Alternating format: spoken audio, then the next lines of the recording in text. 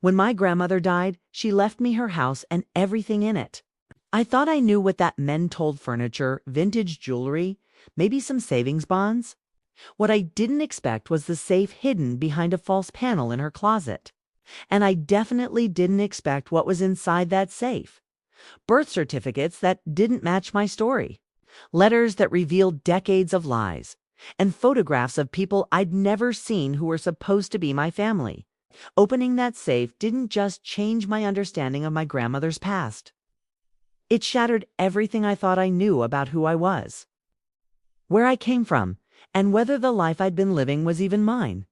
If you want to know what I found, what it meant, and how discovering the truth about my identity tore my family apart and rebuilt it in ways I never imagined, stay with me. And please, before we begin, subscribe to this channel and hit that notification bell, because this story is about secrets that span generations, identities that were stolen and reclaimed, and the devastating price of living someone else's truth. Let's start. My name is Elena Reyes, or at least that's what I've called myself for 32 years. The day I opened my grandmother's safe and discovered I might not be Elena Reyes at all was a Tuesday in November, 3 weeks after her funeral, when I was alone in her house sorting through a lifetime of accumulated possessions. My grandmother, Rosa Reyes, died at 87 after a brief illness. She'd been the center of our family matriarch, keeper of traditions. It's the person who hosted every holiday and remembered every birthday. She raised me after my mother died when I was 6. She was the only parent I really knew, and losing her felt like losing the ground beneath my feet. But I'm getting ahead of myself. This story doesn't start with a death or a safe. It starts 87 years ago, with a baby born in circumstances I'm still trying to fully understand, and with decisions made by people I'll never meet that would echo through 3 generations. Let me start with what I thought I knew about my family.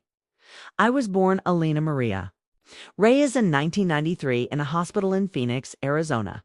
My mother was Carmen Reyes. It's a single mother who worked as a nurse and raised me alone until she died in a car accident when I was 6. My father was unknown.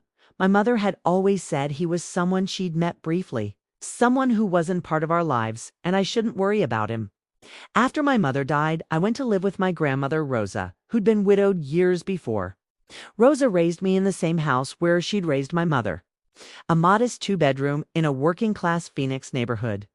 I had a normal childhood: public schools, friends in the neighborhood, quinceañera at 15, high school graduation, college at Arizona State University. I became a teacher, got married to a man named David Chen when I was 28. Got divorced 2 years later when we realized we'd married too young. I was living alone, teaching 5th grade, visiting my grandmother every Sunday for dinner, living a perfectly ordinary life. That was my story. That's who I thought I was. The day Rosa died, I was with her in the hospital. She'd been admitted for pneumonia that her 87-year-old body couldn't fight off. In her last hours, she was drifting in and out of consciousness, sometimes lucid, sometimes confused. During one of her lucid moments, she grabbed my hand and said something that didn't make sense at the time. The safe. You need to open the safe. The combination is your mother's birthday. Not the one you know. The real one, Grandma. What safe? What are you talking about? Promise me. Open the safe. Read everything. Understand before you judge. Understand what? But she drifted back into confusion, talking about people I'd never heard of, places I didn't recognize. 2 hours later, she was gone. At the funeral, relatives I barely knew came up to me offering condolences. Rosa was such a good woman, they'd say. She sacrificed so much. She carried such a heavy burden. She protected you all these years. Protected me from what? I'd ask, but they'd just shake their heads and say, it's not my story to tell. After the funeral, I started the grim work of sorting through Rosa's house. She'd lived in the same house for over 50 years. Every closet was packed. Every drawer was full. Decades of accumulation: old clothes, paperwork, knickknacks, photographs. I was in her bedroom closet a week after the funeral when I found it. The closet had built-in shelves that I'd always assumed were original to the house. But while moving boxes, I accidentally pushed against the back wall of the closet and heard a hollow sound. I knocked on the wall. Definitely hollow. I pushed harder and felt the panel give slightly. I pulled out all the boxes and examined the back wall more carefully. There was a seam barely visible, but they're outlining a rectangle about 2 feet wide and 3 feet tall. I pushed on various parts of the panel until I found the release mechanism, a small latch hidden in the corner. The panel swung open, revealing a recessed space in the wall. And sitting in that space was a small safe, maybe 1 foot square, the kind you'd keep documents and valuables in. My hands were shaking as I examined it. This is what Rosa had been talking about. The safe. The one I needed to open using my mother's birthday, not the one I knew. But the real one, my mother's birthday, according to every document I'd ever seen, was March 15th, 1967. That's what was on her birth certificate. Her driver's license, everything. It's the birthday Rosa and I had celebrated every year, until my mother died. I tried that combination March 15th, 67. The safe didn't open. I tried variations the 15th of March, 67. Lil Tinan Senya Shiwarger. Different formats. Nothing worked. Not the one Rosa had said. The real one. What did that mean? Had my mother lied about her birthday? Why would anyone lie about something so basic? I sat on Rosa's bedroom floor, staring at that safe, trying to think. If March 15th, 1967 wasn't my mother's real birthday, what was?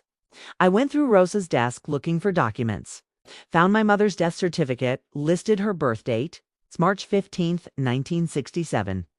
Found her high school diploma, same date. Found her nursing school record, same date.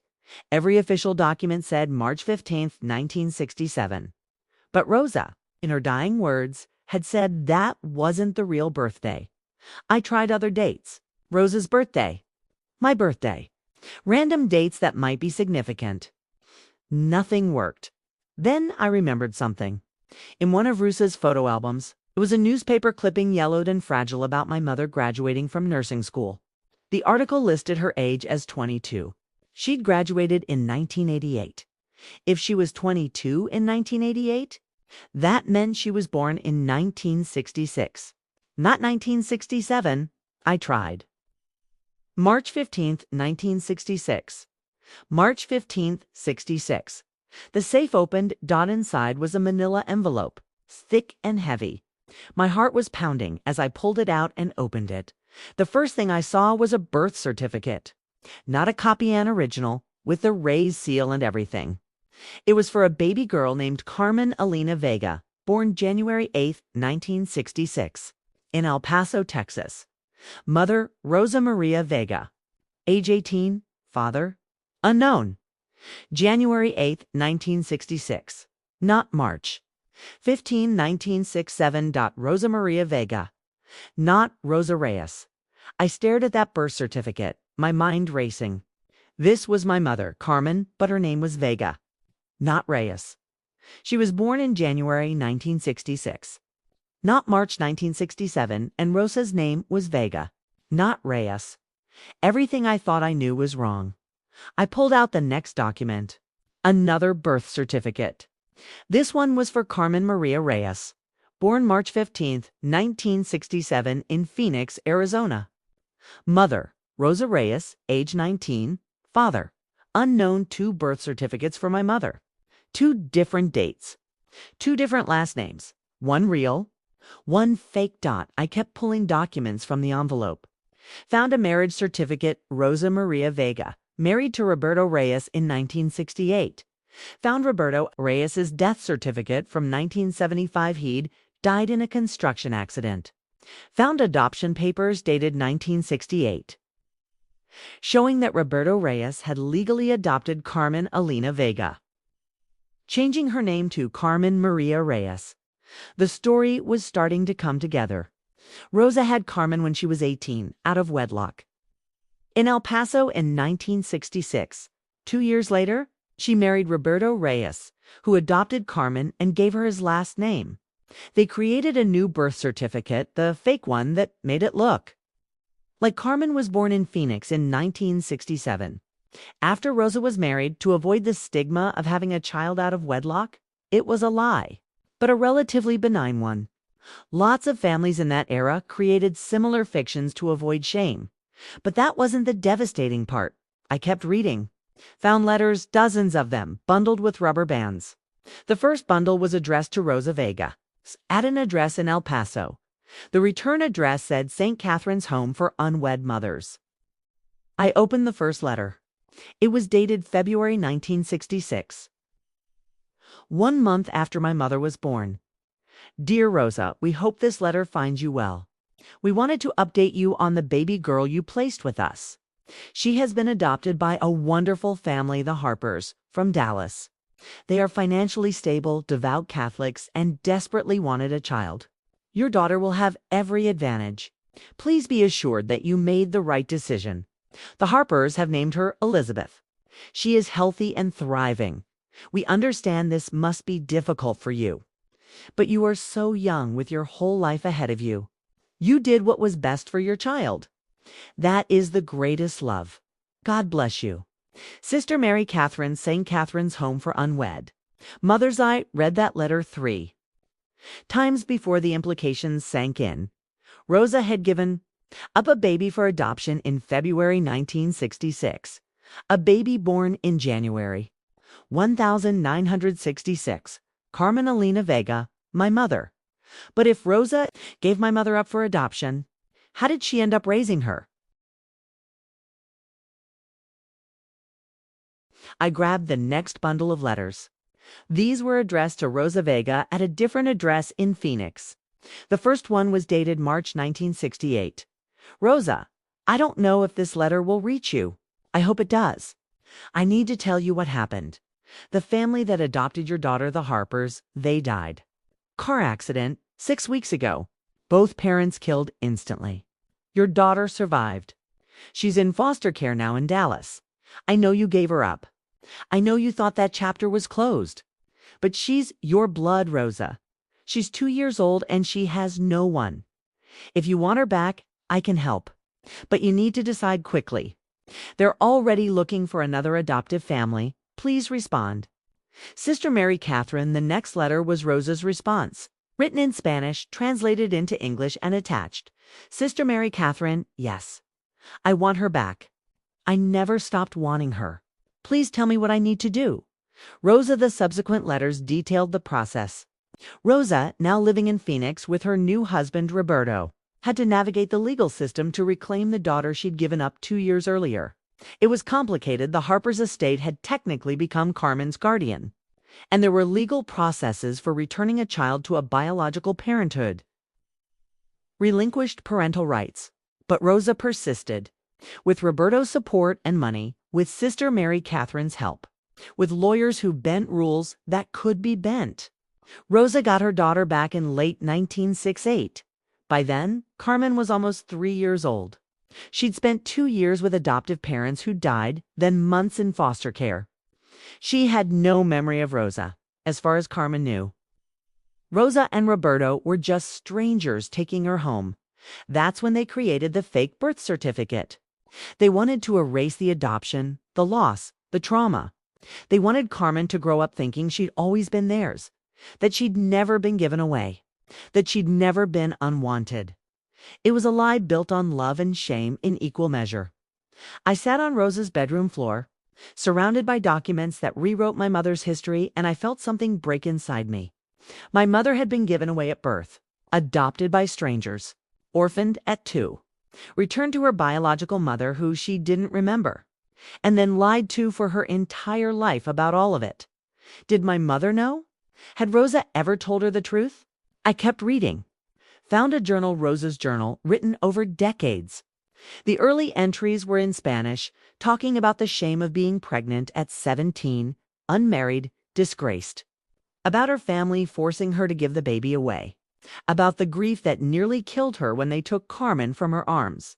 Then entries from 1968. When she got Carmen back, she doesn't know me. I am her mother, but she doesn't know me. She calls me Rosa like I'm a stranger. She cries for Mama Harper. My heart breaks every time. but I will love her until she remembers that I loved her first. Later entries from the 1970s after Roberto died. Carmen is 8 now.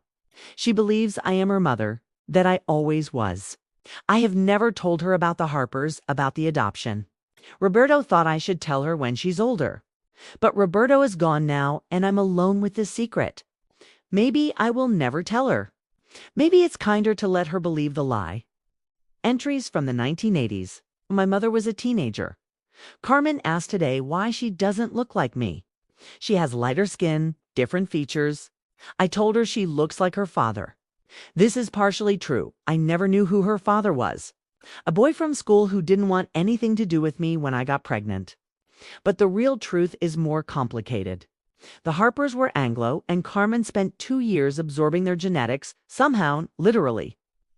But in her mannerisms, her speech patterns, she is a mix of me and them and the lie I've built. And then entries from 1999, 6 months after my mother died. Carmen never knew the truth. I meant to tell her when she was older, but the right time never came. And now she's gone, killed by a drunk driver. And I have her daughter, Elena, who is now my daughter. The way Carmen was my daughter twice, once by birth, once by reclamation. Elena is 6 years old. She knows I am her grandmother, but she doesn't know the complicated truth of her mother's life or mine. Should I tell her? Should I burden a child with the knowledge that her grandmother gave her mother away, got her back, lied about it for 30 years? I don't know. For now, I will raise her the way I raised Carmen, with lies, with the hope that the lie is kinder than the truth. I was crying by the time I finished reading Rosa's journal. My grandmother, who I'd always known as strong, certain, unshakable, had been carrying this guilt and grief for my entire life. She'd given up my mother, got her back, lied to her, never told her the truth, and then raised me with the same lies, the same omissions, the same desperate hope that ignorance would protect me from pain. But there was more in that safe, more documents I hadn't looked at yet. I wiped my eyes and pulled out the next bundle. Adoption papers, not Carmen's adoption by Roberto, but different ones, dated 1993, my birth year. I opened them with shaking hands. Adoption agreement. The child known as Elena Sophia Harper, born October 12, 1993 in Dallas, Texas, is hereby placed for adoption with Rosa Maria Reyes of Phoenix, Arizona. Elena Sophia Harper, not Elena Maria Reyes. Elena Sophia Harper, born in Dallas, not Phoenix. October 12th, not December 1st. The birthday I'd celebrated my entire life. I grabbed my own birth certificate from my wallet, the one I'd used for my driver's license, passport, everything. It said Elena Maria Reyes, born December 1st, 1993 in Phoenix, Arizona. Mother, Carmen Maria Reyes. I looked at the adoption papers again. Elena Sophia Harper, born October 12, 1993 in Dallas, Texas. Biological mother, unknown. Biological father, unknown. Placed for adoption through St. Catherine's Home for Unwed. Mothers. The same adoption agency that had handled my mother's adoption in 1966, the same one that had returned. My mother to Rosa when her adoptive parents died. I pulled out more documents. Found a letter from the adoption agency to Rosa. Dated November 1993. Dear Mrs. Reyes, we are writing to inform you of a situation that requires your immediate attention. A baby girl was abandoned at St. Catherine's last month. She is approximately 1 month old, healthy, and in need of placement. The reason we are contacting you specifically is that the baby was left with a note indicating a family connection to you. The note, written in Spanish, said, "This baby belongs with Rosa Reyes in Phoenix. She is Carmen's daughter. Please find her. We have no way of verifying this claim. Your daughter Carmen passed away in 1999, according to our records. But if there is any truth to this note, we felt obligated to contact you. The baby is in temporary foster care. If you wish to pursue adoption, please contact us immediately. Sincerely, Director." St. Catherine's Home. I stared at that letter. my mind refusing to process what it was saying. I was not Carmen, Reyes's biological daughter. I was a baby abandoned at an adoption agency with a note saying I belonged to Rosa, Carmen's daughter, but Carmen had died in 1999. I was born in 1993. Carmen was still alive when I was supposedly born. Nothing made sense. I grabbed the next document, a handwritten letter in Spanish, in handwriting I didn't recognize. Rosa, I am writing this letter and I am terrified. I don't know if I'm doing the right thing, but I cannot keep this baby, and I cannot let her go to strangers. Her name is Elena. She is Carmen's daughter. I know Carmen died 6 years ago. I know this makes no sense, but please trust me when I say this baby is Carmen's blood. Carmen had a daughter before she died, a baby she gave up for adoption in 1987 when she was 21 and unmarried and scared. I know because I was there. I helped her through it. That baby, Carmen's first daughter, grew up and got pregnant at 16. She didn't want the baby. She couldn't handle it. And she knew about Carmen's death. She knew about you, so she brought the baby to me and asked me to make sure the baby got to you. Because you are the grandmother. Because this baby is your blood, even though the path is complicated. I am taking this baby to St. Catherine's, the same place that helped Carmen. I am leaving this note so they will contact you. Please take her. Please raise her the way you raised Carmen. Please give her the love Carmen would have given her. I cannot sign this letter. I cannot be involved further. But please know this baby is yours by blood and by right. I read that letter 5 times, trying to make the timeline work. According to this letter, my mother Carmen had a baby in 1987 when she was 21. She gave that baby up for adoption. That baby, my biological mother, got pregnant at 16 in 1993. She didn't want me. So she gave me to someone who brought me to the adoption agency with instructions to give me to Rosa. I wasn't Carmen's daughter. I was Carmen's granddaughter. Rosa wasn't my grandmother. She was my great-grandmother. Everything I knew about my identity was wrong. Not just the surface details, birthplace, nay, but the fundamental relationships. Mother, grandmother, who I was in relation to the people who raised me. I kept digging through the safe. Found one more documented DNA test dated 2010 when I would have been 17. It showed a match between Rosa Maria Reyes and Elena. Maria Reyes, me with the relationship, great-grandmother, great-granddaughter. Rosa had known. She'd known since I was 17 that I was her great-granddaughter, not her granddaughter. She'd had the DNA test done, probably to confirm what the letters claimed. And she'd never told me. She'd let me believe Carmen was my mother. Let me celebrate a fake birthday. Let me carry a fake name. Let me live a lie because she thought what? That the truth was too complicated, too painful, that I was better off not knowing. I sat in that bedroom surrounded by decades of secrets, and I felt my entire identity crumbling. I wasn't Elena Reyes. I was Elena Harper. I wasn't Carmen's daughter. I was Carmen's granddaughter. I wasn't 32. I was 32, but born in October, not December. Who was I? The search for truth. I spent the next 3 months trying to piece together the truth. I hired a private investigator. I contacted the adoption agency. I tracked down relatives on Rosa's side of the family who might know something. What I learned was complicated and painful and still incomplete. Here's what I know. Carmen Reyes, my mother, or rather, the woman I thought was my mother, got pregnant in 1986 when she was 20. The father was a man she'd been dating briefly, someone who wanted nothing to do with the baby. Carmen was in nursing school, unmarried, terrified. Rosa encouraged her to give the baby up for adoption. In March 1987, Carmen gave birth to a baby girl in Dallas. She was doing a nursing rotation there. She placed the baby for adoption through St. Catherine's, the same agency that had handled her own adoption.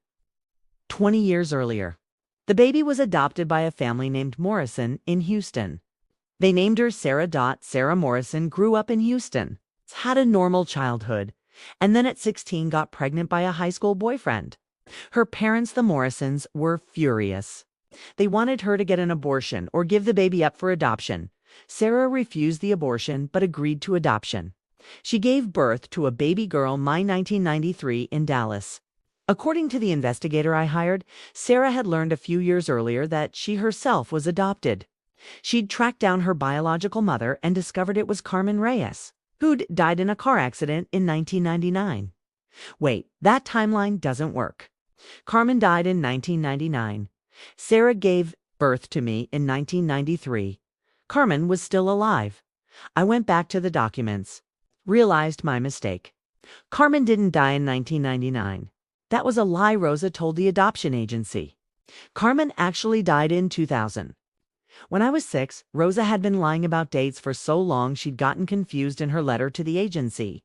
The timeline, 1987. Carmen gives birth to Sarah.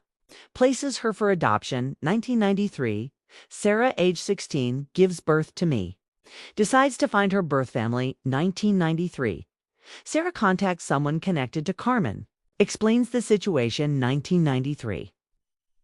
That person brings me to St. Catherine's with a note for Rosa. 1993, Rosa adopts me. Creates a fake birth certificate, making me Carmen's daughter instead of granddaughter. 2000, Carmen dies in car accident. Never knowing she had a granddaughter, 2025, Rosa dies. Leaving me to discover the truth, the person who brought me to the adoption agency was never identified. The handwriting in the letter didn't match anyone's in Rosa's documents. My investigator theorized it might have been Sarah herself trying to ensure I went to family while maintaining her anonymity. I tried to find Sarah, tracked the Morrison family to Houston. Found that Sarah Morrison had died in 2015, overdose after years of drug addiction. She'd had 2 more children after me, both of whom were in foster care. My biological mother was dead. My biological grandmother Carmen was dead. My adoptive mother, also Carmen, was dead. My great-grandmother, Rosa, was dead. I was 32, years old and completely untethered. From my family tree, confronting the living, the hardest part of discovering the truth was deciding who to tell and how to tell them. I had cousins, Rosa's sisters, children, and grandchildren. People I'd grown up with, celebrated holidays with, considered family. Did they know? Had Rosa told them? Were they complicit in the lies or victims of them too? I started with my cousin Maria, Rosa's niece. She was 55, had known Rosa her whole life. I invited her to lunch and brought copies of the documents. I found this in Rosa's safe, I said, sliding the birth certificates across the table. I need to know if you knew. Maria looked at the documents, her face going pale. Oh my God, she actually kept all of this. You knew? Not everything. I knew Carmen was adopted, that Rosa got her back when the adoptive parents died. I knew there was something complicated about your birth, that you came to Rosa through unusual circumstances. But I didn't know the details. Rosa never told me the full story. Did Carmen know she was adopted? I don't think so. Rosa was very committed to the lie. She thought she was protecting Carmen from pain. And now I'm discovering that everything I know about myself is wrong. My name, my birthday, my relationship to the people who raised me. Maria reached across the table and grabbed my hand. Your relationship to Rosa hasn't changed. She loved you. She raised you. That's what matters. She lied to me for 32 years. She protected you from what? From knowing the truth about who I am. From the pain of being abandoned. From the shame of being illegitimate, yes. I know that word is outdated, but Rosa's generation believed in it. From the complexity of a family tree that includes multiple abandonments and deaths and tragedies. I had a right to know. You did. And Rosa was wrong to keep it from you. But Elena, she did what she thought was right. And she loved you so much. I cried in that restaurant. Maria cried with me. We talked for hours about Rosa's choices, about family secrets, about the cost of lies told with good intentions. Other family members had similar reactions. Some knew fragments of the truth. Some knew nothing. All agreed that Rosa had been trying to protect me, even if her methods were flawed. But knowing her intentions didn't make the lies hurt. Rebuilding identity, the legal process of correcting my identity was a nightmare. I had to petition the court to amend my birth certificate. Had to prove I was actually Elena Harper, born October 12, 1993. Not Elena Reyes, born December 1st, 1993. Had to provide DNA evidence, adoption records, affidavits from the adoption agency. It took 8 months to get a corrected birth certificate. Another 3 months to get a new Social Security card, driver's license, passport. I had to notify my employer, my bank, my insurance companies. Had to explain to confused bureaucrats why I was changing my name and birthday at 32. Is this because of marriage? They'd ask. No, it's because I recently discovered that my entire identity was fraudulent. That usually ended the questions. The emotional process of rebuilding my identity was even harder. I'd spent 32 years being Elena Reyes, granddaughter of Rosa, daughter of Carmen. Now I was Elena Harper, great-granddaughter of Rosa, granddaughter of Carmen. The relationships hadn't changed. Functionally, Rosa had still raised me, loved me, been my mother in every way that mattered. But the labels were wrong. And labels matter when you're trying to understand who you are. I started seeing a therapist who specialized in adoption and identity issues. She helped me process the grief of losing the identity I'd thought was mine, and the anger at being lied to, and the confusion about where I fit in my own family tree. You get to decide who you are, she told me. The biology is what it is. The legal documents say what they say. But your identity, who you feel you are, how you define yourself, that's yours to determine. But I don't know who I am anymore. Then you get to figure it out. Without the lies. Without Rosa's shame about illegitimacy and adoption. You get to look at the truth and decide what it means to you. It took me a year to reach a place of acceptance. To understand that I was Elena Reyes, not Harper, just Elena. That Carmen had been my mother in the ways that mattered. Even if the biological relationship was grandmother. That Rosa had been my everything. Even if she'd also been my great-grandmother who lied. I started celebrating my real birthday October 12th through myself a first real birthday party when I turned 33 and invited everyone who knew the truth. We had cake that said, "Happy birthday, Elena, for real this time." I changed my name legally to Elena Harper Reyes, keeping both surnames as a way of honoring both sides of my fractured family tree, and started searching for Sarah's other children, my half-siblings who'd been in foster care when Sarah died.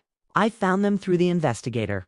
They were in their 20s now, aged out of the system, living complicated lives.